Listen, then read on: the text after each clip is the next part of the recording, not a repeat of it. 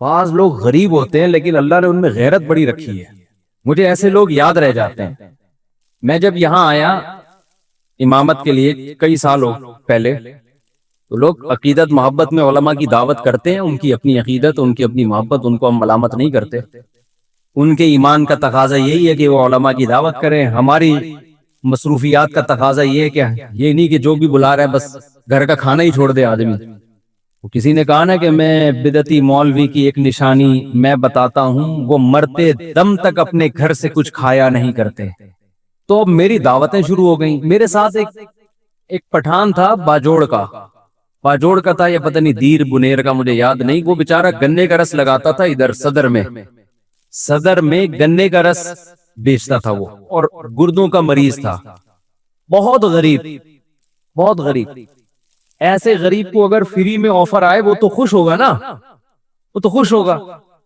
اب میری جب 2-3 دعوتیں ہوئی تو میں اس کو بھی لے گیا ساتھ میں۔ شروع میں ہمیں تجربہ نہیں تھا کہ دعوت کا انکار کیسے کیا جاتا ہے نا، اب لوگ زبردستی لے جاتے ہیں، چل بھائی اب منع کریں گے تو اب اللہ کا شکر ہے پتا ہے کہ کیسے انکار کرنا ہے نا۔ تو 2-3 دعوتوں میں جا کے میں تو پھر سائڈ پہ ہو گیا نا۔ میں نے کہا بھائی ہمارا اب اس کے علاوہ کیا کوئی کام ہی نہیں ہے، اس کے گھر کے کوفتے اچھے ہیں، وہ پائے اچھے بناتا ہے، وہ بریانی اچھی بناتا ہے، تو وہ چپلی کباب اچھے بناتا ہے تو بناتا ہے بھائی، اب یہ تو نہیں کہ ہم اسی کام میں لگے رہیں۔ تو جس نے جو دعوت کر رہا تھا نا مسلسل، اس نے کسی اور مولانا صاحب کو پکڑ لیا، اس کا بہرحال ایک اچھا جذبہ تھا، اس کو تو میں نہیں کہوں گا۔ اس نے کہا یار میرے گھر میں کوئی نہ کوئی دیندار ہونا چاہیے دسترخوان پہ، اس کا یہ جذبہ تھا۔ اب کسی دوسرے مولانا کو پکڑا، وہ بار بار جا رہے ہیں اور یہ بھی ساتھ میں نا۔ ایک دن وہ مولانا بیچارے دعوت میں پہنچے ہوئے، یہی بیٹھا ہوا مسجد میں پیچھے بیٹھا ہوا۔ میں نے کہا یار آپ نہیں گئے دعوت میں؟ کہتا ہے مفتی صاحب غیرت مند آدمی گھر پہ کے کھا کے جو خوش ہوتا ہے وہ دوسرے کے دسترخوان پہ خوش نہیں ہوتا۔ مجھے اتنا مزہ آیا اس کا یہ جملہ سن کے۔ میں نے کہا یہ مالدار ہوتا پھر مسئلہ نہیں تھا، اتنا غریب ہو کے بھی اب اس کو شرم آنے شروع ہو گئی ہے کہ یار ٹھیک ہے اگلا طیب خاطر سے دعوت دے رہے ہیں، لیکن اپنے گھر کی سوکھی روٹی یہ دوسرے کے دسترخوان کی بریانی سے بہتر۔ اچھا میری عادت ہوتی ہے ایسے خاندانی آدمی کو تلاش کر کے پھر اس کے ساتھ تعاون کروں میں، ایسے غیرت مند لوگوں کے ساتھ تعاون کرے انسان۔ ہمارے حضرت مفتی رشید احمد صاحب رحمہ اللہ تعالی ایک واقعہ سنایا کرتے تھے، بس وہ بتا کے اپنی بیان ختم کرتا ہوں۔ آج تو میں بہت تھک، میں ابھی پہنچا ہوں سفر سے تو نیند ہوئی نہیں ہے۔ تو ہمارے حضرت ایک واقعہ سنایا کرتے تھے، دیکھو کبھی کسی دوسرے کی جیب پہ نظر مت رکھو، اللہ تعالیٰ غیرت مند لوگوں کو بھی کھلاتا ہے، بے غیرتوں کو بھی کھلاتا ہے۔ کھاتے پہ ہم نے بے غیرت بھی دیکھے ہیں، لیکن غیرت مندوں کو آزمانے کے بعد آتا ہے کہ ان کی غیرت پر آنچ نہ آئے، رزق دروازے توڑ کے ان کے گھر میں گھستا ہے، عزت کے ساتھ ملتا ہے۔ اور جس نے مخلوق کے سامنے ہاتھ پھیلا دیے یا 2 نمبر طریقے سے پیسہ کمانے کی کوشش کر لی، تو سب سے پہلی پھٹکار اس پہ یہ برستی ہے کہ اللہ اسے ہمیشہ کے لیے مخلوق کے در کا محتاج بنا دیتے ہیں۔ اب انہی کے در پہ جانا ساری زندگی مانگتا ہی رہے گا، یہ بڑا عذاب ہے آخرت کے عذاب سے بھی، یہ آخرت کے عذاب سے زیادہ بڑا عذاب۔ تو ہمارے حضرت ایک واقعہ سنایا کرتے تھے، پہلے پرانا سعودی عرب کا، شاید اس وقت یہ سعودی حکومت نہیں تھی، تو ارض حجاز کہا جاتا تھا نا سعودیہ کو۔ حجاز کی سرزمین کا کوئی بادشاہ تھا، کوئی حکومت پلٹی، بغاوت ہوئی، تو وہ بادشاہ بیچارہ ملک بدر ہو گیا، شہزادہ تھا۔ تو تھا یہ کہ جب وہ شہزادہ تھا تو ہندوستان سے کوئی شخص گیا حج کرنے یا عمرہ کرنے، تو اس شہزادے نے اس کا بڑا اکرام کیا۔ عرب لوگ بڑا اکرام کیا کرتے تھے حاجیوں کا اور عمرہ کرنے والوں کا۔ تو اس ہندوستانی نے اس شہزادے سے کہا کہ میں ایک غریب آدمی ہوں، آپ نے مجھے اتنی عزت دی صرف حاجی ہونے کی وجہ سے یا عمرہ کرنے والے کی وجہ سے، کبھی آپ کو زندگی میں ضرورت پڑے اور ہندوستان آنا ہو تو میرے گھر ضرور آئیے گا۔ حالات کا کچھ پتہ نہیں ہوتا۔ اس شہزادے نے ہنس کے کہا کہ میں شہزادہ ہوں بھائی، مجھے تیرے گھر ہندوستان جانے کی کیا ضرورت ہے، میں شہزادہ ہوں بھائی، میں کیوں کسی کے در پہ ہاتھ پھیلاؤں۔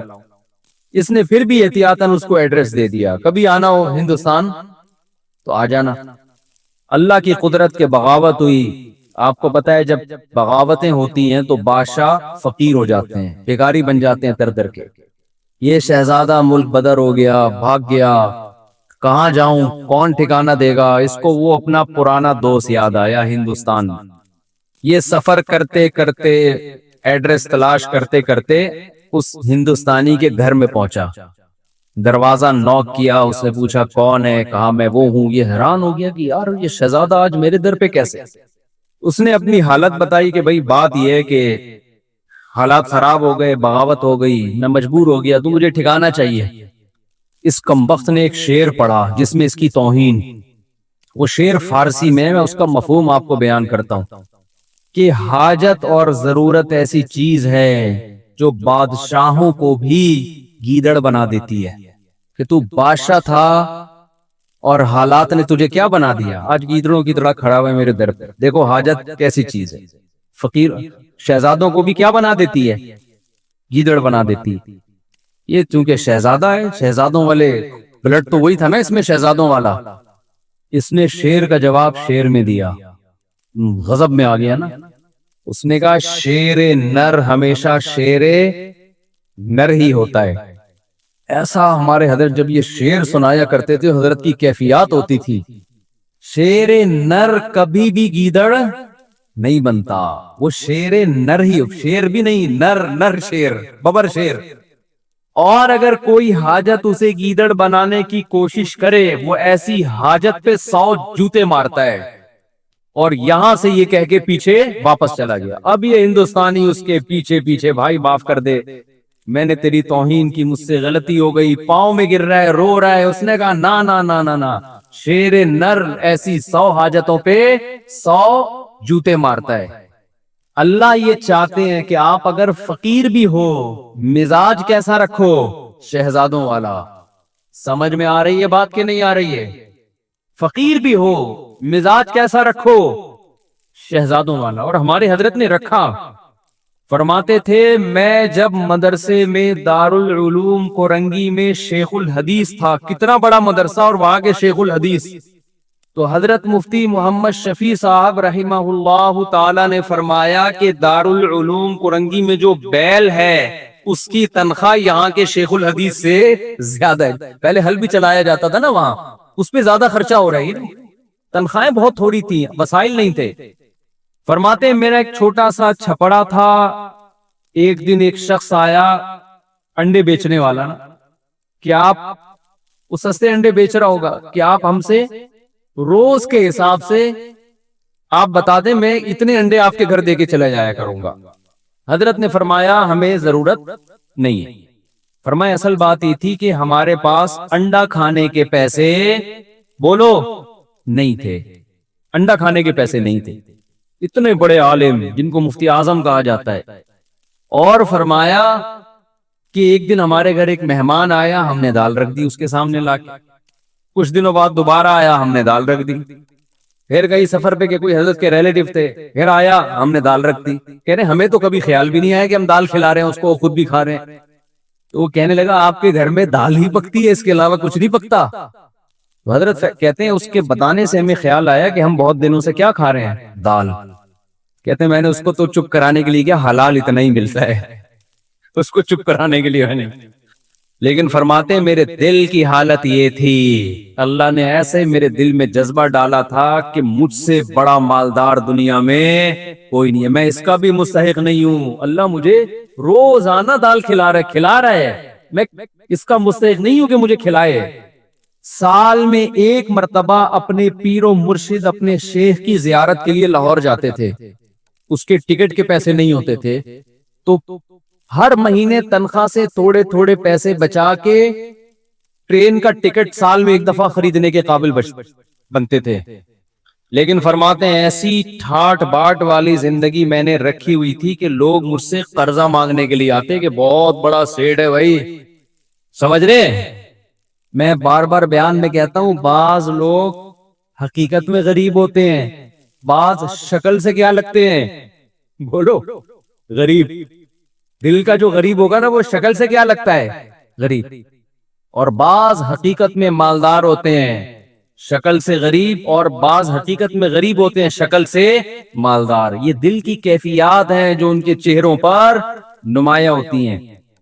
تو اللہ جب شکر کی توفیق دیتا ہے تو دل مالدار ہو جاتا ہے. تو حضرت فرماتے ہیں مجھے تو یہ ڈر تھا کہ مجھ سے شکر نہیں ادا ہو رہا، اللہ کی اتنی نعمتیں، مجھ سے سوال ہوا تو میرے پاس کیا جواب ہوگا. اور بندہ کیا کہہ رہا ہے، آپ کے گھر روزانہ کیا پک رہی ہے؟ دال. لیکن بندی اگر جو گھر میں ہے وہ ٹھیک ہو تو پھر یہ کیفیت ہوتی ہے. سمجھ میں آ رہی ہے بات؟ نہیں آ رہی میرا خیال ہے. مہمان نے کہہ دیا آپ کے گھر میں روز دال پک رہی ہے، بندہ افورڈ کر سکتا ہے، یہ تانا برداشت کر سکتا ہے، بھائی ہم جو پکا رہے ہیں تو نے کھانا ہے کھا، نہیں تو پتلی گلی سے نکل، یہی ہوگا نا. لیکن اگر بیگم کہہ دے کہ ہمارے گھر میں روز کیا پک رہا ہے؟ دال، تو اگر شوہر کنجوس ہے، کم بخت پیسے ہیں، خرچ نہیں کر رہا، پھر تو 6 تانے میری طرف سے اور دینے چاہیے. اس کم بخت دیا ہے اللہ نے تو بیوی کو دال کیوں کھلا رہا ہے؟ ہاتھ کھول اپنے گھر والوں پہ، کھلا، اللہ تجھے کھلائے گا.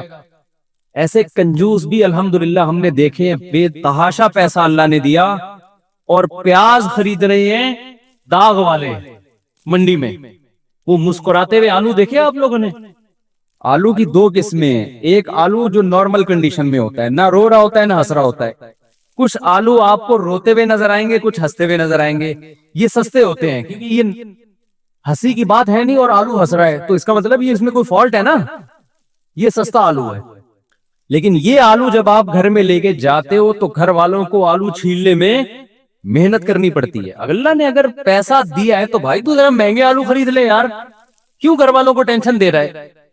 تو میں پہلے تو جمعرات بازار، جمعہ بازار میں خود ہی شاپنگ کرتا تھا نا جا کے، اب تو یہ گارڈ وارڈ کا سیٹ اپ آ گیا. تو میں نے دیکھا ایک صاحب تلاش کر رہے تھے چھوٹے جو اپنی بکری کو کھلاتے تھے. میں نے کہا یار تھوڑا سا بڑے درمیانے سائز کے پیاز لے لو. کہتے ہیں مفتی صاحب آپ نے گھر والوں کو لگتا ہے کہ بہت عیاشی میں رکھا ہوا ہے. یہ عیاشی ہے نا، پورا پیاز لے کے جا رہے ہیں. کہہ رہا تھوڑا ٹینشن دے کے رکھنا چاہیے. میں نے کہا اصل میں ٹینشن یا عیاشی کا مسئلہ نہیں، دل میں بولا، اس کو تھوڑی بولا. مسئلہ یہ کہ دل اللہ نے تیرا اس پیاز کی طرح چھوٹا بنایا ہے. لینڈ لارڈ تھا وہ آدمی، لینڈ لارڈ.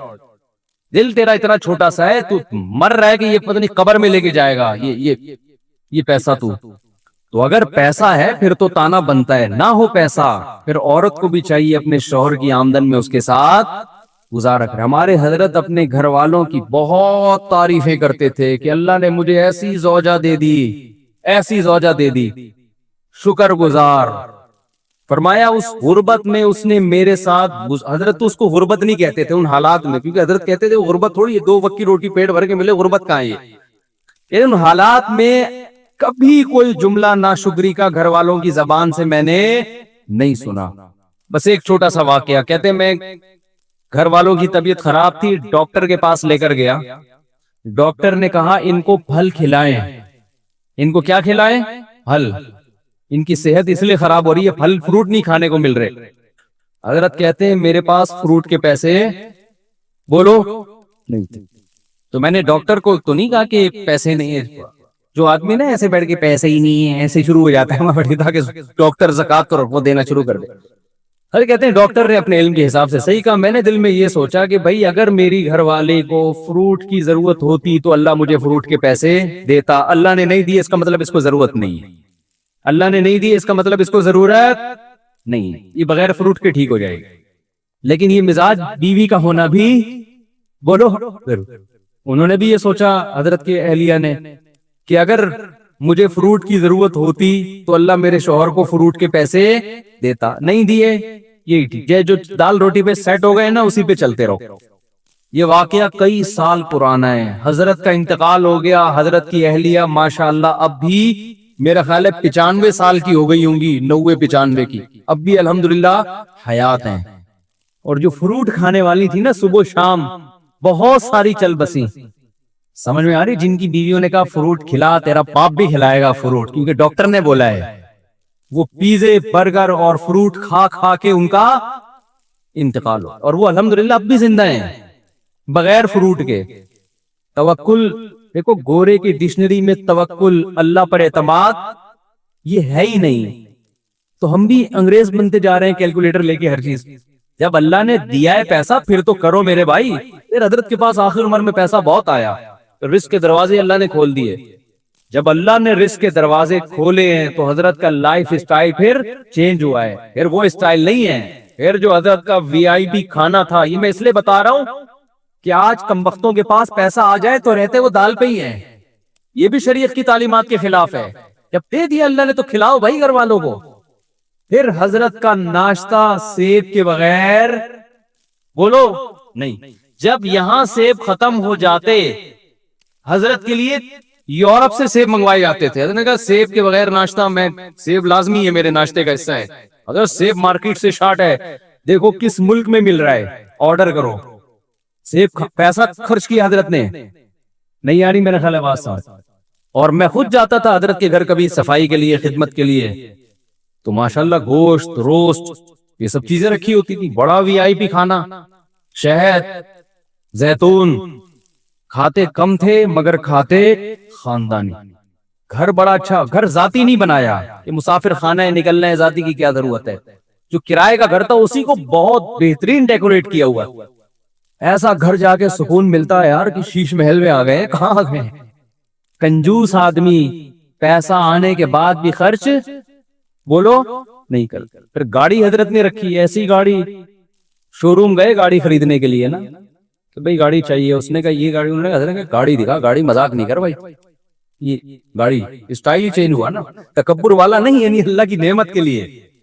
آج جب پیسہ ہو تو کنجوس, یہ قرآن کہتا ہے, جب اس کو خیر پہنچتی ہے, پیسہ آتا ہے, منوعا, کنجوس بن جاتا ہے انسان. اور جب قرآن کہتا ہے جب غربت پہنچ ملتی ہے انسان کو, ناشکرا ہو جاتا ہے. ان الانسان خلق ہلوعا اذا مسہ الشر جزوعا. غربت آتی ہے, چیخنے چلانا شروع کر دیتا ہے, ہائے مہنگائی, ہائے پیسے نہیں ہے, ہائے یہ نہیں ہے, ہائے وہ نہیں ہے. مننے کے ابا کبھی سیب بھی کھلا دیا کرو, روزانہ دال پہ سیٹ کیا ہوا ہے. شادی سے پہلے تو بڑی بڑی باتیں کرتے تھے, بلکہ تم مننے کے ابا بنے کیوں؟ جب تمہاری جیب میں پیسے جب ہوتے تو منا آتا نا مارکیٹ میں. پیسے ہے نہیں, مفتی صاحب کا بیان سن کے مننے مارکیٹ میں لائن لگا دی ہے منوں کی. یہ بھی تانے مل رہے ہیں آج کل. جب کھلا نہیں سکتے تھے پیدا کیوں کیا, یہ تانا دیتی ہے نا عورتیں. تو مننے کا ابا ہو رہا ہے جو ایک سب سے بڑی خوبی تھی, تو وہ عیب بن گئی ہے سب سے بڑی, کہ پہلے صرف یہ شوہر تھے, اب خاتون کے جو بچہ ہے اس کے ابا بھی ہے. ڈبل رشتہ ہو گیا نا. لیکن یہی رشتہ اب کیا بن گیا ہے, تانا. تو قرآن کہتا ہے انسان جو ناشکرا ہے, جب غربت ملتی ہے اس کو, شور شرابہ, چیخنا چلانا, شکر نہیں ادا کرتا, جزا فضا صبر نہیں کرتا. وَإِذَا مَسَّهُ الْخَيْرُ مَنُوعًا. جب دولت کے انبار لگتے ہیں, ریل پیل, کنجوسی کرنا شروع کہ ختم نہ ہو جائے. إِلَّا الْمُصَلِّينَ. قرآن کہتا ہے ہاں کچھ لوگ ایسے ہیں جب غربت ہوتی ہے تو صبر کرتے ہیں, جب دولت آتی ہے تو سخاوت کے دریا بن جاتے ہیں. بار بار حدیث پیش کر چکا ہوں میں. نبی صلی اللہ علیہ وسلم نے فرمایا یحرم ابن آدم ویشب فیہ اثنتان الحرص علی المال وطول الامل. نبی صلی اللہ علیہ وسلم نے فرمایا انسان جیسے جیسے سے بوڑھا ہوتا ہے, عمر بڑھتی ہے, دو چیزیں اس میں جوان ہوتی چلی جاتی ہیں. کیا مطلب؟ طاقت پکڑتی ہیں دو چیزیں. جسم جیسے جیسے کمزور ہو رہا ہے نا عمر بڑھنے سے, دو چاہتیں اس میں کمزور ہونے کے بجائے جوان ہو رہی ہیں. ایک لمبی لمبی امیدیں, دوسرا حرص, لالچ, مال کی ہوس, یہ کم ہونے کے بجائے بولو بڑھتی ہے. پہلی بات تو یہ سمجھ لیں کہ نبی نے یہ نہیں فرمایا کہ انسان جیسے جیسے بوڑھا ہوتا ہے دو چیزیں پیدا ہوتی ہیں, یہ نہیں فرمایا, بلکہ فرمایا دو چیزیں, دو برائیاں جوان ہوتی ہیں. جوان وہی چیز ہوتی ہے جو پہلے پیدا ہو چکی ہو. اس حدیث کا صاف مطلب ہے کہ جوانی میں اگر ان دو چیزوں کو ختم کر دیا برائیوں کو تو پھر بڑھاپے میں یہ دو چیزیں جوان نہیں ہوتی. جب ہیں ہی نہیں تو جوان کہاں سے ہوں گی؟ اور اگر جوانی میں ان دو برائیوں کو آپ نے ختم نہیں کیا تو اس امید پہ مت رہنا کہ جب بوڑھا ہو جاؤں گا تو یہ دو برائیاں مجھ سے ختم ہو جائیں گی. نا نا نا نا، بڑھاپے میں یہ بڑھیں گی. نہیں سمجھ میں آ رہی یار، بہت مشکل ہو گیا سمجھانا. میں سمجھا پا رہا ہوں اپنی بات؟ لوگ کیا کرتے ہیں، جوانی میں پلان بنا رہے ہوتے ہیں، موت کی تیاری نہیں کرتے نا. یہ پروجیکٹ، پیسوں کی ہرس، لالچ، یہاں سے گھسیٹو، میرا بحریہ ٹاؤن میں اس کے 2 پلاٹ، میرے 3 ہونے چاہیے. یہ شوق ہوتے ہیں نا جوانی کے. اس کی 2 شادیاں، میری 3 ہونی چاہیے، اس کی 3 تو میری 4 ہونی چاہیے. یہ نہیں ہوتا شوق. یہ جتنا بھی ڈال لو یہ پیدا نہیں ہو رہا. اس میں بڑے ڈھیٹ ہیں. جو شوق ہونا چاہیے، یہ تو اس کی کثرت تو پیغمبروں کی سنت ہے نا. یہ والا نہیں پیدا ہو رہا. بس پلاٹوں پہ خرچ کر رہے ہیں، جہاں پیسہ آئے گا گاڑی خرید لیں گے. ہم کہتے ہیں نبی صلی اللہ علیہ وسلم نے فرمایا دنیا میں سب سے قیمتی سرمایہ نیک عورت ہے. اس پہ خرچ کرنے کے لیے تیار نہیں. کہہ رہے نہیں، ایک اور گھر بنا لو، ایک اور گاڑی خرید لو. چلو وہ آپ کی ٹینشن ہے، آپ جو مرضی کریں. تو پھر میرا بیان کا رخ چینج ہو جاتا ہے. تو 2 برائیاں. جوان آدمی کیا کرتا ہے، بحریہ ٹاؤن میں 2 پلاٹ ہونے چاہیے. اس کے پاس اس کے 1 کروڑ روپے کماتا ہے تو میں 2 کروڑ روپے کماؤں. اس کو جب موت یاد دلائی جائے کہ ابے تھوڑے دنوں میں مر جائے گا، جب تو پلاٹ خریدتا ہے تو قبرستان بھی تو جا کے دیکھا کرنا. قبرستان بھی تو جا کے دیکھ، تھوڑے دنوں میں وہاں آ جائے گا. تو شیطان اسے کیا کہتا ہے، بھائی تھوڑے دنوں میں کون آ رہا ہے، ابھی تو میں 30 سال کا ہوں، ابھی تو میں 35 سال کا ہوں، ابھی تو میں 25 سال کا ہوں، ابھی تو بڑا ٹائم ہے، ابھی تو میں ابا بنوں گا، پھر دادا بنوں گا، نانا بنوں گا، پھر بچے بڑے ہوں گے، بہت ٹائم ہے. تو وہ دنیا کی یہ ہوس جوانی میں ختم کرنے کی کوشش نہیں کرتا. اور وہ یہ سمجھتا ہے کہ جب میری ایج زیادہ ہوگی، بال سفید ہوں گے، کمر جھک جائے گی، کڈنی کا پرابلم، ہارٹ کا پرابلم شروع ہوگا تو مجھے خود ہی اس دنیا سے رغبت ختم ہو جائے گی. ٹھیک ہے، پھر قبر کی بھی تیاری کر لیں گے. پھر یہ بزنس میں، کاروبار میں دل کو اٹکانے کی کوشش نہیں کریں گے. پھر بحریہ ٹاؤن گیا تیل لینے، پھر جا کے قبرستان دیکھ لیا کریں گے. تو حدیث کا مطلب یہ ہے کہ یہ آپ کی خوش فہمی ہے، ایسا ہونے والا نہیں ہے. یہ دماغ سے نکال دو. جیسے جیسے عمر بڑھے گی نا، یہ لالچ اور طول الامل، لمبی امیدیں کا کیا مطلب، میں بھی نہیں مروں گا، یہ امیدیں کم نہیں ہوں گی بلکہ بڑھیں گی. اور پیسوں کی جو محبت ابھی آپ کے دل میں ہے یہ کم نہیں ہوگی، یہ محبت اور زیادہ بڑھے گی. میں کمال ہے نبوت کے علوم پر، ہم نے اپنی زندگی میں جو بوڑھے ہیں نا، جنہوں نے جوانی میں لالچ ختم نہیں کی، بالکل 100% اس حدیث کے مطابق ان کو پایا ہے. بالکل 100% میں نے اپنی زندگی میں.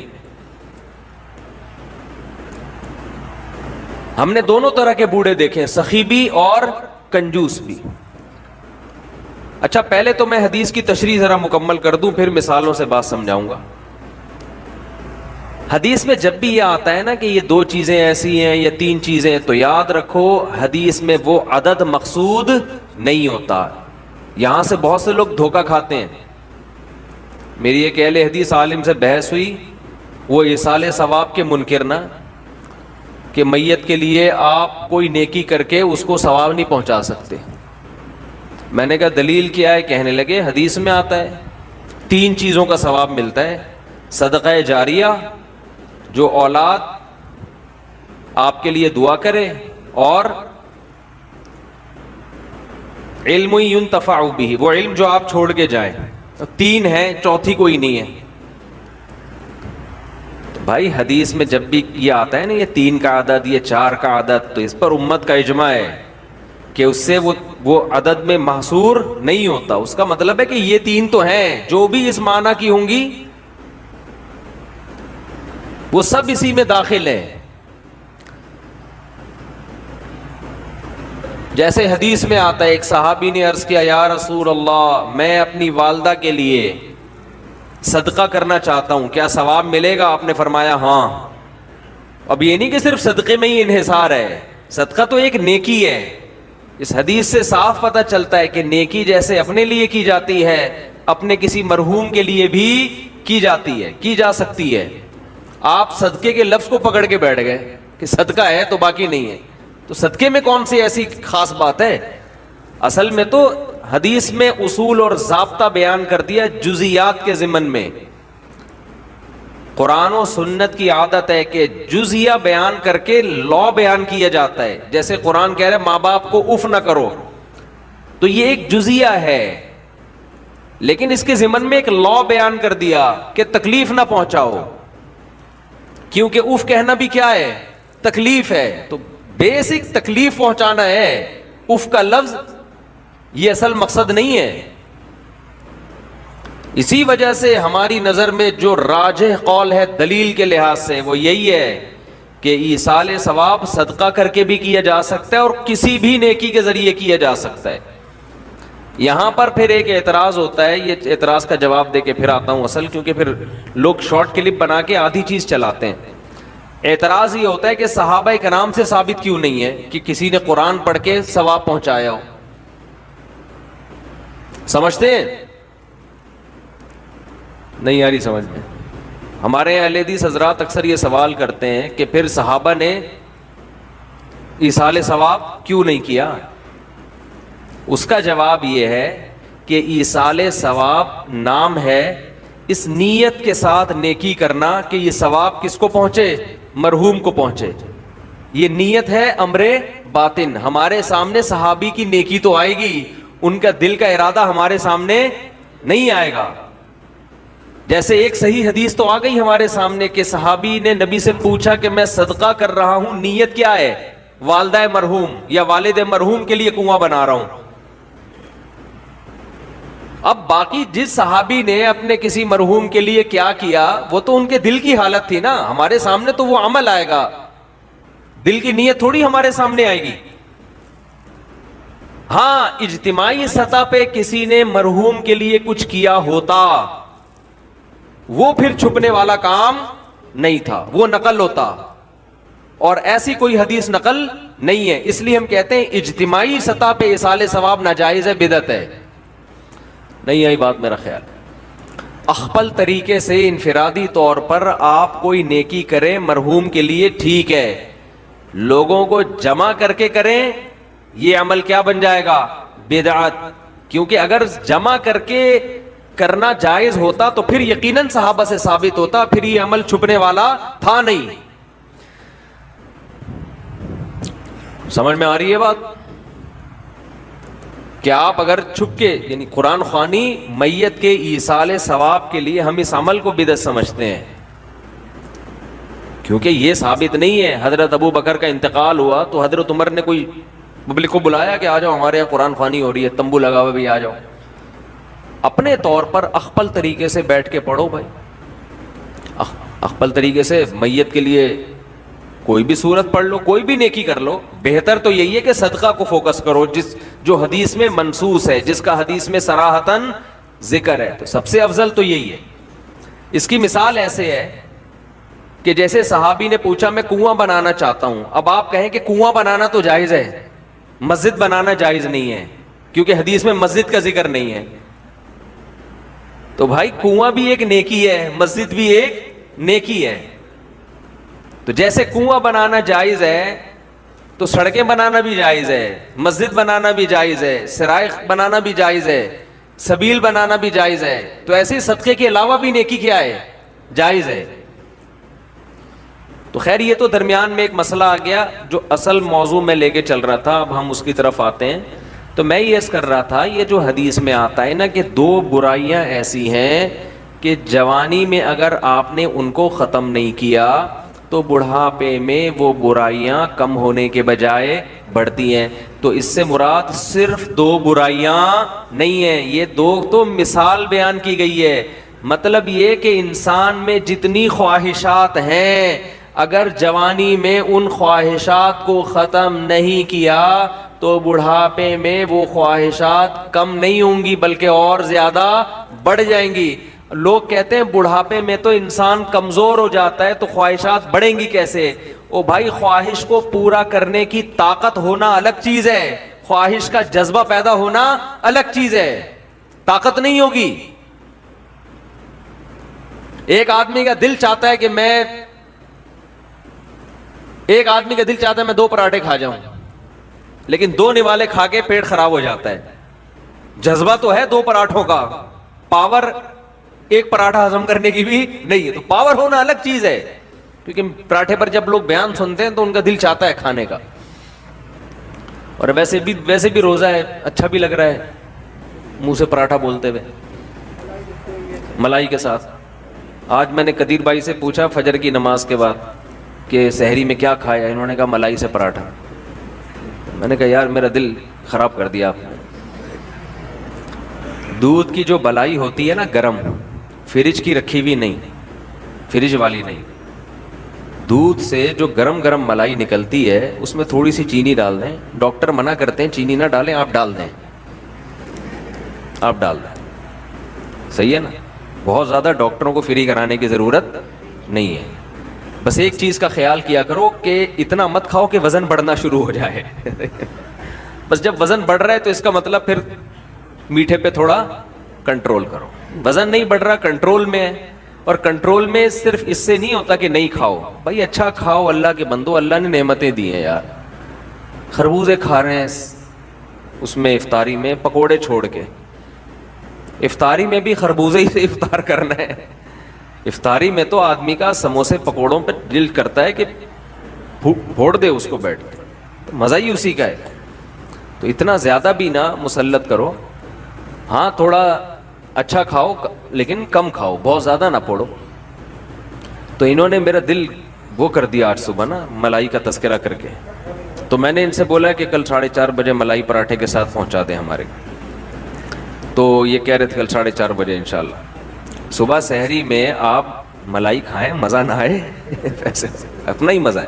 کریم نہ کھائیں, یہ جو بازاری ہے ڈبے کی کریم نہ کھائیں. اور جو وائٹ کڑھائی بناتے ہیں نا گوشت میں, اس میں بھی کریم نہ ڈلوایا کرو, زہر ہے. لوگ کیا کر رہے ہیں, ہوٹلوں میں جا کے کڑھائی بنواتے ہیں, اس کڑھائی میں کیا ڈالی جا رہی ہے آج کل, کریم. وہ کریم کی میں کبھی ترغیب نہیں دے رہا, وہ بہت نقصان دہ ہے. ہم نے اچھے جوان لوگوں کو وہ کڑھائی کھا کے ہارٹ پیشنٹ بنتے ہوئے دیکھا ہے. دیسی چیزوں کی بات الگ ہے, ملائی ہے, ٹھیک ہے نا. جو بلائی, اس کی ملائی بھی کہتے ہیں اس کو, ویسے تو بالائی ہے لیکن پیار سے ملائی بھی کہا جاتا ہے اس کو. بالائی کا مطلب جو اوپر آ جاتی ہے, بالا خانے ہوں گے نا جنت میں. تو وہ بڑی مزے کی ہوتی ہے اگر گرم دودھ کی ہو. خیر اچھا یہ میں اعلان کرتا ہوں. تو پتہ نہیں کیا ملائی کہاں سے آ گئی یار. تو میں یہ کر رہا تھا کہ 2 برائیاں, ہاں میں یہ کہہ رہا تھا وزن نہیں بڑھنے دو, بس کھاؤ لیکن وزن پہ کیا کرو.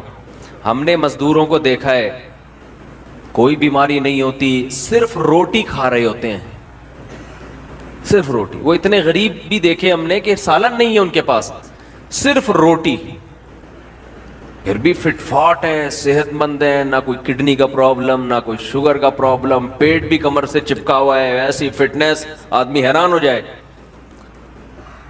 تو محنت کرے نا انسان, چلے پھرے, خوش رہے, تو یہ زیادہ سب سے اچھا صحت بنانے کا یہ نسخہ. اور خوش رہنے کے لیے ضروری ہے کہ دنیا کی محبت ختم کرے. جس کے دل میں دنیا کی ہوس ہے وہ خوش رہنے کے علاوہ دنیا کا ہر کام کر سکتا ہے. سمجھتے ہو, جب وہ دنیا کو مسافر خانہ نہیں سمجھے گا تو پاگل ہوتا رہے گا. ابے اس کے پاس پلاٹ آ گیا, ابے اس کے پاس گاڑی آ گئی, ابے اس کا امریکہ کا ویزا لگ گیا, ہم یہاں ٹھیلے بیچ رہے, ابے یہ. سیدھا سیدھا بولو بھائی بھاڑ میں جائے. جب بحریہ ٹاؤن کے مالک کا جنازہ اٹھے گا تو میرے دوست نے 2 پلاٹ لے لیے تو کون سا تیر مار دیا؟ جو اونر ہے وہ مر جائے گا. ختم بھائی. تھوڑے دنوں میں ٹماٹر بیچو, رکشا چلاؤ, لینڈ کروزر میں گھومو, یہ تھوڑے دن کے کھیل ہیں, اس کے بعد ختم. قارون جب اپنے خزانوں کے ساتھ مارکیٹ میں آیا نا, قرآن کہہ رہا ہے, قرآن نے تو مارکیٹ کا لفظ استعمال نہیں کیا, جب اپنے خزانوں کے ساتھ قارون مارکیٹ میں آیا ایک دفعہ پورے جاہو جلال کے ساتھ, پبلک نے جب اس کا پروٹوکول دیکھا اور خزانے دیکھے, اس کا لباس, جب بڑا آدمی جا رہا ہوتا ہے نا بڑی عزت دی جاتی ہے, تو بے وقوف لوگ رالیں ٹپکانا شروع کرتے ہیں, یا لیت لنا مثل ما اوتی قارون. احمقوں اور بے وقوفوں نے کہا ہائے کاش ہمارے پاس بھی ایسی دولت ہوتی جیسی قارون کے پاس. کیا پروٹوکول ہے بھائی اس کا. تو قرآن کیا کہتا ہے؟ علم والوں نے کہا وَيْلَكُمْ, برباد ہو جاؤ, تمہارا ناس ہو جائے. جب انسان بہت ہی الٹی بات کرتا ہے تو آدمی کہتا ہے تیرا ناس ہو, تو برباد ہو جائے, کہ بیکار باتیں کر رہا ہے بیٹھ کے. کیا کہنے لگے؟ وَيْلَكُمْ, تباہ ہو جاؤ. یہ ویلکم نہیں ہے, کیونکہ ایک جگہ کہیں ہم عربی گرامر پڑھ رہے تھے تو پرانے زمانے میں جب متحدہ حقیقی بنی تھی نا, وہ 90s کی بات ہے, تو ایک جگہ لکھا تھا ویلکم آفاق احمد. تو ہم عربی گرامر پڑھ رہے تھے, میں اس کو پڑھ رہا ہوں وَيْلَكُمْ آفاق احمد. اب وَيْلَكُمْ کا معنی تو بددعا ہے کہ تم تباہ ہو جاؤ.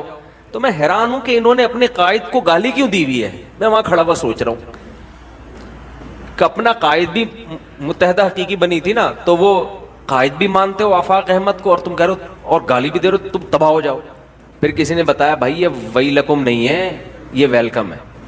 تو پھر ایک عربی ان دنوں میں آئے ہوئے تھے, وہ کہنے لگے لِسَبِيلِهِ ہی چوک کدھر ہے. لسبیلا چوک کو کہہ رہے تھے لِسَبِيلِهِ ہی چوک. وہ کہہ رہے تھے یہ لِسَبِيلِهِ ہی چوک کدھر ہے. تو عرب اس طرح کی غلطیاں بھی کر رہے ہوتے ہیں. تو خیر, تو قارون کے خزانوں کو دیکھ کر بے وقوف لوگ کیا کہنے لگے؟ یا لیت لنا, ہائے ہائے ہائے کاش ہمارے پاس بھی ایسا جاہو جلال, ایسی گاڑیاں, ایسی سواریاں ہوتی. تو اللہ فرماتے ہیں جو علم والے لوگ تھے انہوں نے کیا کہا؟ وَيْلَكُمْ, تمہارا ناس ہو, برباد ہو جاؤ تم. کیسی باتیں کر رہے ہو بے وقوفوں والی. ثواب اللہ خیرون, اللہ جو نیک عمل پہ بدلہ دے گا وہ اس سے کئی گنا بہتر ہے.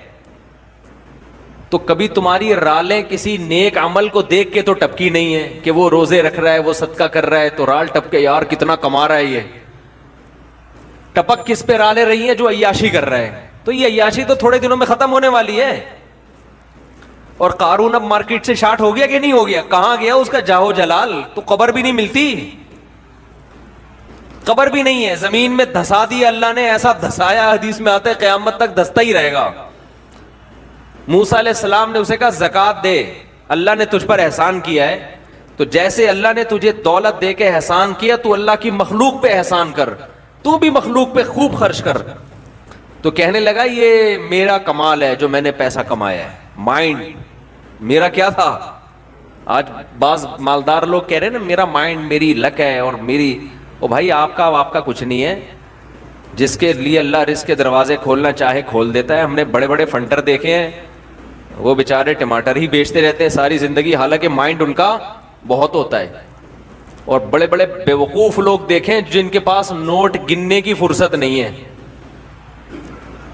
تبھی امام شافعی نے کہا ہے نا, ایک شعر امام شافعی کی طرف منسوب ہے واللہ عالم, کہ اگر عقل کی بیس پر لوگوں کے پاس پیسہ آتا تو غریب تو بیچارے بھوکے مر جاتے. نہیں سوری, بے وقوف بیچارے بھوکے مر جاتے اگر عقل کی بیس پہ پیسہ ملتا. تو میں اکثر اس پہ ایک واقعہ بھی سناتا ہوں, میں جلدی سنا کے آگے چلتے ہیں. ایک مالدار آدمی ہمارے حضرت یہ واقعہ سنایا کرتے تھے پرانے زمانے کا. ایک بہت مالدار آدمی تھا, غریب تھا, سوری ایک بڑا عقل مند آدمی تھا, غریب, مجھے بھی روزہ لگ رہا ہے آج نا. ایک بڑا عقل مند آدمی تھا مگر تھا کیا؟ غریب. اکثر ایسے ہی ہوتا ہے, عقل مندوں کے پاس پیسہ نہیں ہوتا. لیکن یہ قاعدہ کلیہ نہیں ہے. مالدار بولیں گے مفتی صاحب ہمیں بیوقوف کہہ رہے ہیں. تو اس نے دیکھا کہ ایک آدمی بڑا مالدار تجارت کا سامان لے کے جا رہا ہے, بیوقوف اتنا ہے کہ اونٹ کے ایک طرف چاول کی یا جو بھی امپورٹ کر رہا ہوگا جو بھی چیز, اس کی بوریاں لادی ہوئی ہیں, اور بیلنس برابر کرنے کے لیے اونٹ کے دوسرے طرف ریت کے بورے رکھے ہوئے ہیں تاکہ بیلنس کیا ہو جائے. 10 بوریاں چاول کی یہاں ہیں تو وزن برابر کرنے کے لیے 10 بوریاں ریت کی ادھر. اس امیر آدمی نے لفٹ مانگی اس غریب سے, وہی نا روزہ لگ رہا ہے. اس عقل مند آدمی نے لفٹ مانگی اس بے وقوف سے, کیونکہ یہ عقل مند غریب تھا. تو اس بے وقوف نے اس کو لفٹ دے دی کہ چل تو میرے ساتھ اونٹ پہ بیٹھ جا. اب اس عقل مند نے اس بے وقوف مالدار سے پوچھا کہ یہ ان بوریوں میں کیا ہے جو رائٹ سائڈ پہ. اس نے کہا بھائی چاول ہے یا آٹا ہے یا جو بھی تھا. کہا یہ لیفٹ پہ کیا ہے؟ اس نے کہا یہ ریت ہے. تو کہا تو ریت کا بزنس کرتا ہے؟ کہہ رہا نہیں, یہ بیلنس برابر کرنے کے لیے. اس عقل مند نے اس سے کہا کہ ابے بے وقوف آدمی, 10 بوریاں اگر یہاں ہیں تو 5 بوریاں ادھر کر دے, اس سے بیلنس کیا ہو جائے گا. اونٹ پہ تو نے بلا وجہ کا ڈبل لوڈ ڈالا ہوا ہے, اور یہ 10 بوریاں بھرنے میں کتنا ٹائم لگا ہوگا. تو بے وقوف آدمی تو یہ کر لے نا کہ 5 یہاں کر دے اور 5 وہاں کر دے. اس نے کہا یار یہ تو بڑی لاجک کی بات کی ہے. اس نے نیچے اترا, اپنے مزدور کو جو بھی ہوگا اس کے ساتھ اس کو بولا بھائی بوریاں ہٹا, 5 چاول کی بوریاں یہاں کر دے اور 5 یہاں. اونٹ کی سپیڈ بھی تیز ہو گئی اور اونٹ کو بھی سکون کا سانس آیا, بڑا خوش. اب اس غریب آدمی سے اس بے وقوف نے انٹرویو لینا شروع کیا کہ تو کرتا کیا ہے. اس کا خیال تھا کہ یہ تو ارب پتی ہوگا جو اتنا عقل مند ہے, جس نے مجھے اتنے اچھے مشورے دیے. یہ خود کیا ہوگا, یعنی یہ میرے جیسے بے وقوف کے پاس اتنا پیسہ ہے تو اس عقل مند کے پاس تو اس کی تو ملیں چلتی ہوں گی نا.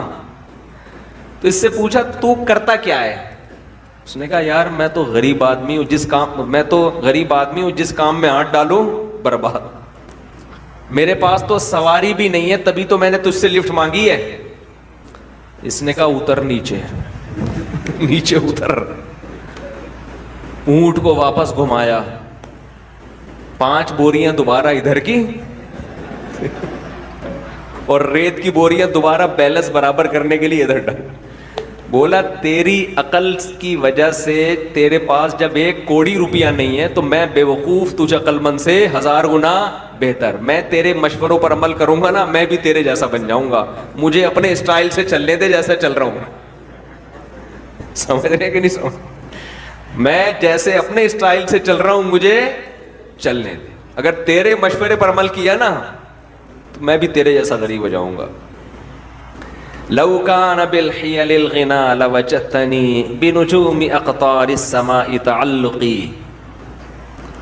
امام شافعی کا غالباً شعر ہے یہ کہ اگر تم دیکھتے محنت سے پیسہ ملتا تو میں پیسے کی تلاش میں آسمان کے ستاروں تک پہنچ جاتا. ہم نے دیکھا ہے بعض لوگوں کا ایک شوق ہوتا ہے, شوقیہ کچھ چیزیں پالتے ہیں رکھتے ہیں, وہ شوق ان کا بزنس بن کے ان کو کروڑ پتی بنا دیتا ہے, حالانکہ انہوں نے سوچا بھی نہیں ہوتا کہ اس شوق سے ہمیں کیا ملے گا, پیسہ.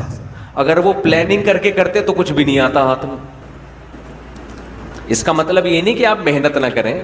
پہلے ہی ہمارے یہاں پوستی پن چل رہا ہے, اٹھتے نہیں ہیں, 12-1 بجے اٹھتے ہیں, ایک دکان پہ نہیں بیٹھتے. محنت تو کرنی ہے لیکن ملے گا اتنا جتنا اللہ نے مقدر کیا ہے. تو میں وہ عرض کر رہا تھا کہ نبی صلی اللہ علیہ وسلم نے جو مثال دی ہے نا کہ 2 چیزیں جوان ہوتی ہیں, تو وہ 2 برائیاں سے مراد صرف 2 نہیں ہیں, بلکہ جو بھی بری خواہشات ہیں بڑھاپے میں کم ہونے کے بجائے بڑھتی. اسی طرح اچھی خواہشات اگر جوانی میں اچھی عادتیں ہیں تو بڑھاپے میں وہ اچھی عادتیں کم ہونے کے بجائے جوان ہوتے. اگر آپ کو جوانی میں اللہ سے محبت ہے, بڑھاپے میں یہ محبت اور زیادہ بڑھ جائے گی. جوانی میں دنیا کو مسافر خانہ سمجھتے ہو, دل نہیں لگاتے, بڑھاپے میں بالکل لفٹ کرانا چھوڑ دو. ہم نے دونوں طرح کے بوڑھے دیکھے ہیں, سخی بھی اور کنجوس بھی. جو سخی ہوتے ہیں وہ بہت سخی ہوتے ہیں, کیونکہ وہ جوانی میں سخی ہوتے ہیں نا, تو یہ سخاوت بڑھاپے میں ان کی بہت زیادہ بولو بڑھ جاتی ہے. پھر وہ جاگیروں سے دل لگانا بالکل چھوڑ دیتے ہیں, بالکل چھوڑ دیتے ہیں. اور جو کنجوس ہوتے ہیں نا جوانی میں, بڑھاپے میں اللہ کی پناہ آدمی کانوں کو ہاتھ لگا, نوٹ نظر نہیں آ رہے ہوتے, ایسے ایسے گن رہے ہوتے ہیں بیٹھ کے. یہ میں نے اپنی آنکھوں سے دیکھا ہے, نظر نہیں آ رہا نوٹ, دیکھ رہے ہیں یار کم تو نہیں پڑ گیا, یوں یوں یوں کر کے نا چیک کر رہے ہیں کہ اس میں اصلی ہے. ابے اب تو نقلی بھی ہے تو کیا کرنا ہے,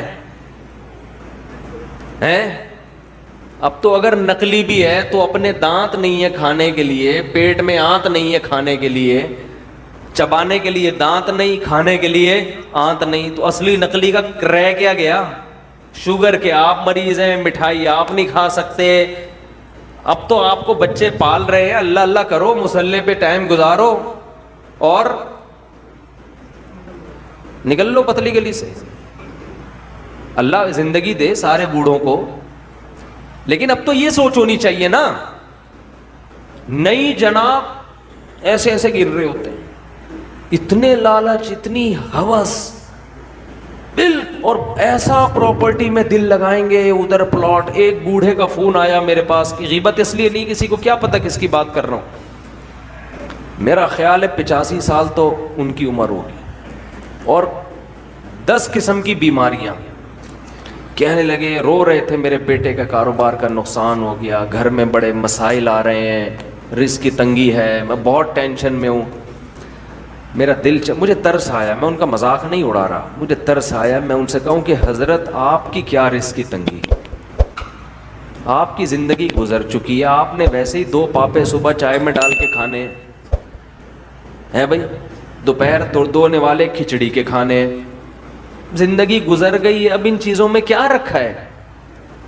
جو بیٹا جس کا کاروبار ڈوب گیا اس کو اتنی ٹینشن نہیں ہو رہی, جس نے آگے زندگی گزارنی ہے ابا کو اس سے زیادہ ٹینشن ہو رہی ہے. لیکن ہم نے نیک بوڑھے بھی دیکھے ہیں, نیک بوڑھے بھی دیکھے. ہمارے نانا, اللہ تعالیٰ مغفرت فرمائے, نانا نانی دونوں, میرے نانا کی بھی 99 سال ماشاءاللہ عمر تھی, نانی نے بھی بڑی عمر پائی ہے. جب بھی ہم ان کے پاس جاتے تھے نا تو وہ شاعری شروع کر دیتے تھے, قبر کی آخرت کی, ٹھیک ہے, گھر جسے سمجھے ہو وہ تم گھر نہیں. مجھے پورا شعر یاد نہیں ہے ان کا, یعنی بار بار کہتے تھے بیٹا جس کو تم گھر سمجھ رہے ہو یہ گھر نہیں ہے, گھر اصل کیا ہے, قبرستان. اور سخاوت ایسی, کھلا رہے کھلا رہے کھلا رہے, ہر وقت کچن میں کھانا بنتا رہتا تھا. مسجد کے امام بھی تھے ہمارے نانا, تو جو گلی محلے میں جا رہا ہے نا اس کو بلایا, ادھر آ بیٹھ. گھر والوں کو ٹینشن دی ہوئی تھی, کھانا لے کر آؤ اس کے لیے. تو گھر والے بھی تنگ آ گئے تھے. تنگ آنے کا مطلب ظاہر ہے بار بار بار بار کھانا گھر میں پکتا رہے, لیکن سخاوت تو تھی نا. تو ایسے بھی دیکھے ہیں کہ بھائی یہ گھر ور کچھ ان کو کوئی دلچسپی نہیں ہوتی پلاٹوں میں, جائیدادوں میں. تو یہ جوانی میں ختم کر لیا تو ہو جائے گا. تو میں جلدی سے بیان کو سمیٹتا ہوں. میں یہ عرض کر رہا تھا, دیکھو میرے بھائی, اگر اللہ نے آپ میں کوئی اچھی بات رکھی ہے, کسی نیکی کی توفیق دی ہے, تو اس کا بھی استحضار کرنا چاہیے. استحضار کا مطلب اس کے بارے میں ہمیں سوچنا چاہیے, اس کی ہم قدر کریں, اس پہ اللہ کا شکر ادا کریں. یہ نہ دیکھیں سب روزے رکھنے تو ہم نے رکھ لیا تو کیا ہو گیا, بھائی سب کا نہیں پتا, ہم تو نالائق ہیں یار, سب تو بہت نیک ہیں وہ تو رکھ سکتے ہیں, ہم جیسے نالائق کو اللہ نے توفیق. میرا جو اللہ سے معاملہ ہے مجھے کیا پتا آپ کا کیا معاملہ ہے, میں تو اپنا معاملہ دیکھوں گا. تو ہمارے نبی اپنے آپ کو موٹیویٹ کیسے کرتے تھے, ذہب الظما, پیاس چلی گئی, وابتلت العروق, رگیں تر ہو گئیں, وَثَبَتَ الْأَجْرُ إِنْ شَاءَ اللَّهُ، اور اللہ نے چاہا تو اجر ہمارے اعمال میں لکھ دیا گیا، اجر لکھ دیا گیا ہے. تو اس سے انسان کو اگلے دن دوبارہ روزہ رکھنے کا حوصلہ ملتا ہے. اور گناہ میں الٹا، تھوڑی دیر کی لذت، یہاں سے بات شروع ہوئی تھی کہ جوانی میں بھی یہ لذتیں اگر آپ نے کنٹرول نہیں کیا نا تو بڑھاپے میں یہ لذتیں بڑھیں گی، مگر گناہ کرنے کی طاقت کیا ہو جائے گی؟ ختم. تو حسرت، افسوس، ٹینشن والی زندگی. تو اس لیے جوانی میں اپنے آپ کو نیکی کا عادی بنا لو، اس سے بڑھاپا بڑا خاندانی گزرے گا. اللہ اللہ کی بڑھاپے میں توفیق ملے گی. جوانی میں تسبیح کی عادت ڈال لو. سمجھتے ہو؟ نہیں آ رہی سمجھ میں؟ جوانی میں کیا عادت ڈال لو؟ تسبیح کی. نبی صلی اللہ علیہ وسلم نے فرمایا، صحیح بخاری کی آخری حدیث، کلیمتان خفیفتان علی اللسان ثقیلتان فی المیزان حبیبتان الی الرحمن سبحان اللہ وبحمدہ سبحان اللہ العظیم. دو کلمات زبان پہ بہت ہلکے، ترازو میں بہت بھاری، اور رحمان کو بہت محبوب. ایک سبحان اللہ وبحمدہ، دوسرا سبحان اللہ العظیم. یہ آپ نے اگر جوانی میں اپنے آپ کو ذکر کا عادی بنا دیا، بڑھاپا بڑا اچھا گزرے گا. ہماری مسجد میں ایک بزرگ ہیں، پابندی سے تراویح پڑھتے ہیں. آج فجر میں پتہ چلا کہ روزانہ 20 پارے تلاوت کا معمول ہے. میرا خیال ہے 70 سال عمر تو ہوگی. 70 سال میں روزانہ کتنے پارے پڑھ رہے ہیں؟ 20. کیا یہ عادت انہوں نے بڑھاپے میں ڈالی ہے؟ بڑھاپے میں اتنی ہمت نہیں ہوتی. یہ عادت کب سے پڑی ہوئی ہوتی ہے؟ جوانی میں روز 20 نہیں پڑھتے ہوں گے، 2 پڑھتے ہوں گے، 3 پڑھتے ہوں گے. لیکن جیسے جیسے عمر بڑھ رہی ہے وہ تعداد کم ہونے کے بجائے، بولو، وہ شوق بڑھتا چلا جا رہا ہے. این ممکن ہے کچھ دنوں کے بعد یا چند سالوں کے بعد صحت اجازت نہ دے، این ممکن ہے، لیکن شوق تلاوت کا کم ہونے کے بجائے بڑھے گا. اور اللہ اجر کس پہ لکھے گا؟ شوق پہ. حدیث میں آتا ہے کسی کا کوئی معمول تھا، صحت خراب ہونے کی وجہ سے معمول چھوٹ گیا تو اللہ اس کے اعمال میں وہ نیکی لکھتے رہتے ہیں. جیسے کسی نے ہمیشہ رمضان میں روزے رکھے ہوں، بڑھاپا آ گیا، شوگر، بیماریوں کی وجہ سے روزہ نہیں رکھ پا رہا، تو اب یہ تھوڑی کہ اللہ اس کا اجر ضائع کریں گے. اللہ کہیں گے تو نے ہمیشہ رکھے ہیں، اب مجبور ہے تو میں تیرے اعمال میں روزے لکھتا چلا جاؤں گا میں. تو آج آپ نے اپنے آپ کو، میرے بھائی، اللہ کا تھوڑا تھوڑا اللہ کا ذکر کی عادت ڈالو. میں نہیں کہہ رہا آپ سے زیادہ نہیں ہوتا تو وحشت نہ تھوڑا کر لو. آج تھوڑا کرو گے، کل اس تھوڑے میں ایسی لذت ہوگی کہ اللہ اس مقدار کو بڑھا دے گا. حدیث میں آتا ہے سبحان اللہ والحمد للہ ولا الہ الا اللہ واللہ اکبر، یہ کلمات احب الی اللہ مما طلعت الشمس او کما قال صلی اللہ علیہ وسلم. سورج جن چیزوں پہ طلوع ہوتا ہے، ظاہر ہے سورج تو پوری دنیا پہ طلوع ہوتا ہے، ان تمام چیزوں میں اللہ کو سب سے زیادہ محبوب یہ کلمات ہیں. اور دیکھو اس میں اللہ کا کوئی فائدہ نہیں ہے. اللہ کی آپ حمد و ثنا کریں، اللہ کا کوئی فائدہ نہیں ہے. اللہ یہ چاہتے ہیں میرے بندے اپنی زبان سے میرا نام لیا کریں. اللہ کو اس بات کی خوشی ہوتی ہے. ہمارے حضرت ایک شعر پڑھا کرتے تھے، یہ جو اہل اللہ ہوتے ہیں نا ان کو ذکر کی بڑی عادت پڑ جاتی ہے. بار بار اللہ کا نام لیتے لیتے نا، شروع میں تو انسان کو عادت نہیں ہوتی، جب نام لیتا ہے بار بار ذکر، تو پھر اس کا ٹائم اللہ کے ذکر کے بغیر پاس نہیں ہوتا. پھر اس کو ایک کمی محسوس ہوتی ہے. کسی کو چائے کی عادت پڑ جائے، چرس کی عادت پڑ جائے، سگریٹ کی عادت پڑ جائے، نہیں ملے تو تڑپتا ہے نا. تو جس کو ذکر کی عادت پڑتی ہے نا، اس کو جب ذکر کا ٹائم نہ ملے تو اس کا دل پریشان ہوتا ہے، اس کو اللہ کے نام میں ایک چسکا آنے لگتا ہے. لیکن یہ پہلے دن نہیں ہوگا، عادت ڈالنی پڑے گی.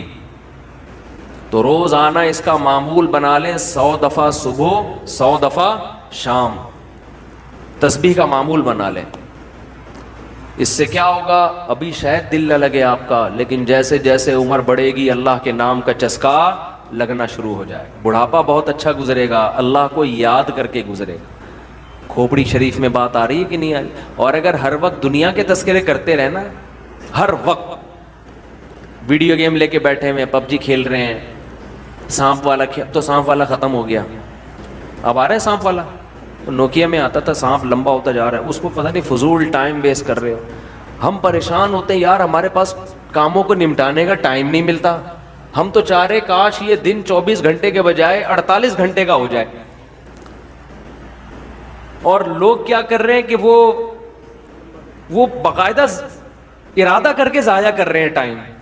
ہمارے تو کام نہیں نمٹتے. جب ہم رات کو سونے کے لیے لیٹتے ہیں تو کہتے ہیں یار آج کا دن بھی گزر گیا اور کام ویسے کے ویسے ہی. اور ادھر باقاعدہ ارادہ کر کے جو ہے نا ٹائم ضائع کیا جا رہا ہے کہ چلو ٹائم ویسٹ کرتے ہیں.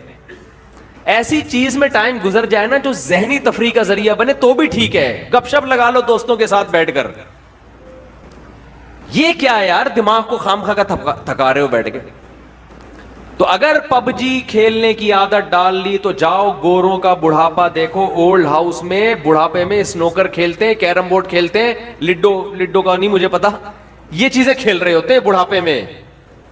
اور ہمارا بوڑھا بڑھاپے میں ایک دن میں 20 پارے ختم کر رہا ہے. سمجھتے ہو کہ نہیں؟ وہ نماز میں دل بہلا رہا ہے، وہ تہجد میں اس کا ٹائم گزر رہا ہے. بھائی ویڈیو نہ بنائے، لکھا ہوا ہے نا. تو یہ کیسی عجیب بات ہے. آپ جائیں وہاں، ایک صاحب نے مجھے کہا کہ میں نے یورپ میں بڈھی عورتوں کو دیکھا، بڈھی عورتیں 5-6 بڈھی عورتیں بیٹھی ہوئی اور جوا کھیل رہی ہیں، تاش کھیل رہی ہیں. کہہ رہے مجھے یاد آیا یار ایک ہماری بوڑھی ہیں، ہماری بوڑھی عورتیں مصلے پہ بیٹھی ہوتی ہیں، اللہ اللہ کر رہی ہوتی ہیں، آخری وقت اللہ کا نام لے کے گزار رہی ہوتی ہیں. اور ایک ہی بڑھیاں ہیں اور کیا کھیل رہی ہیں؟ تاش کے پتے. اچھا لگتے ہیں بڑھاپے میں یہ؟ ہمارے بوڑھے کو دیکھو آدمی کا دل چاہتا ہے اس سے دعا کروائے کہ بابا جی میرے بھی سر پہ ہاتھ رکھ لو. جو تاش کھیل رہی ہو بیٹھ کے اس بڈھی سے دل چاہے گا؟ اسے تو آدمی نصیحت کرے گا کچھ اور کر لے. تھوڑے دنوں میں اتنا راشا آئے گا نا ہاتھوں میں تھوڑے دنوں میں کہ ایک پتے کے بجائے 2 گر رہے ہوں گے، 2 پتے ایک ساتھ گر رہے ہوں گے. تو اس لیے کارآمد بنا لو، کچھ تھوڑا بہت اللہ کا نام لے لیا کرو. تمام دوائیں بچوں کی پہنچ سے دور رکھو.